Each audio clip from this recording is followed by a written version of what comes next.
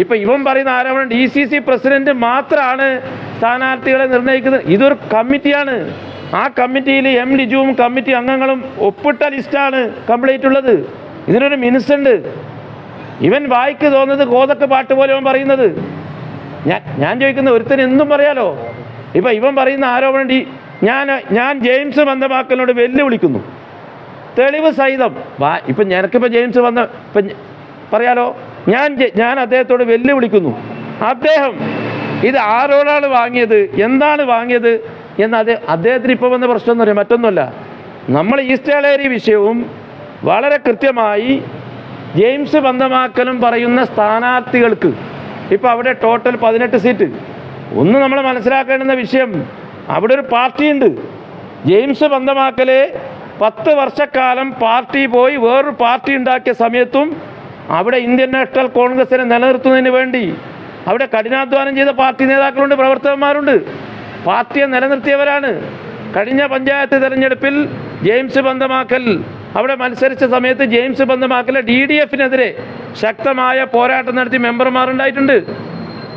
അവിടെ ബാങ്ക് തെരഞ്ഞെടുപ്പിൽ ജെയിംസ് ബന്ധമാക്കൽ CPMനെയും കൂട്ടി അവിടെ കോൺഗ്രസിനെ പരാജയപ്പെടുത്താൻ സമയത്തും കോൺഗ്രസ് ശക്തമായ രൂപത്തിൽ അവിടെയുള്ള പാർട്ടി നേതൃത്വം, ഇന്നുള്ള മണ്ഡലം കോൺഗ്രസ് കമ്മിറ്റിയുടെ നേതൃത്വം ഒറ്റക്കെട്ടായി നിന്നിട്ടുണ്ട്. ജെയിംസ് വന്നതിന് ശേഷം ജെയിംസിന് ഒരു അവഗണനയും കൊടുത്തിട്ടാ ജെയിംസിനെ ജില്ലാ കോൺഗ്രസ് കമ്മിറ്റിയുടെ വൈസ് പ്രസിഡൻ്റാക്കി.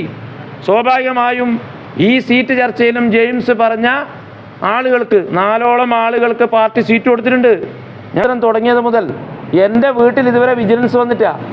ഇന്നിപ്പോൾ കഴിഞ്ഞ ഒരുപാട് ദിവസങ്ങളിലായി ജെയിംസ് ബന്ധമാക്കലിൻ്റെ വീട്ടിൽ അവിടെ വിജിലൻസും പോലീസുമാ.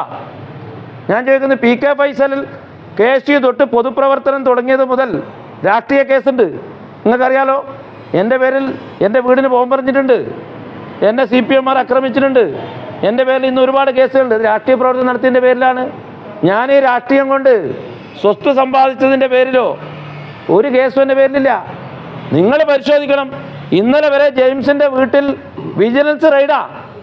ഒരുപാട് ദിവസങ്ങളിലായി സ്വത്ത് അദ്ദേഹം പഞ്ചായത്ത് പ്രസിഡൻ്റായ സമയത്ത് സ്വത്ത് സമ്പാദിച്ചു എന്നുള്ള പേരിൽ വിജിലൻസ് കേസിൽ നിങ്ങൾ വെരിഫൈ ചെയ്യണം.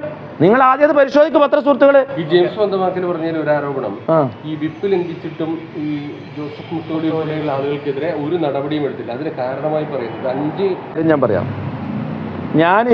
എന്നെ സംബന്ധിച്ചിടത്തോളം ഞാൻ രാഷ്ട്രീയക്കാരൻ മാത്രമല്ല. നിങ്ങൾ ആദ്യം മാധ്യമ സുഹൃത്തുക്കൾ എന്നെ PK ഫൈസൽ ആരാധനെന്ന് കൃത്യമായി എനിക്ക് എൻ്റെ ചെന്നൈയിൽ എനിക്ക് ബിസിനസ്സുണ്ട്, എനിക്ക് ഗൾഫിൽ ബിസിനസ്സുണ്ട്, എനിക്ക് ബോംബെയിൽ ബിസിനസ്സുണ്ട്.